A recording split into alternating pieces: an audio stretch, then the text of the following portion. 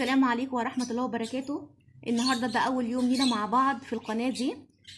إن شاء الله من خلال القناة دي الهدف منها إن احنا نتعلم جميع الحلويات والأكلات، وإزاي نعرف نخزن خضار، إزاي نعرف نخزن فاكهة، إزاي نعرف نعمل جاتوهات وتورتات.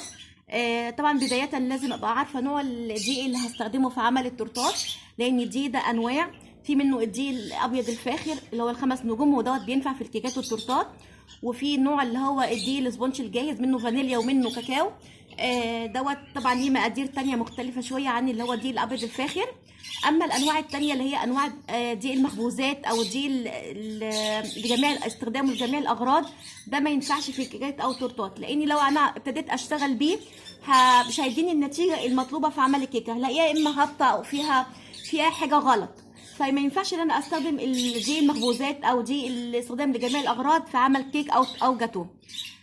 دي حاجه. الحاجه التانية من بكره ان شاء الله هنبتدي ننزل فيديوهات، ومعانا اول فيديو هنبتدي نعمل ازاي نعمل تورتايه من الالف للياء، ازاي نعمل تورتايه من اول ما نخبزها ككيكه لحد ما نفنشها ونعمل التزيين بتاعها كامل. اشوفكم بكره ان شاء الله في فيديو جديد. بس عشان يوصلكم فيديو بكره ان شاء الله لازم نعمل اشتراك للقناه ونعمل لايك للقناه ونفعل الجرس. السلام عليكم ورحمة الله.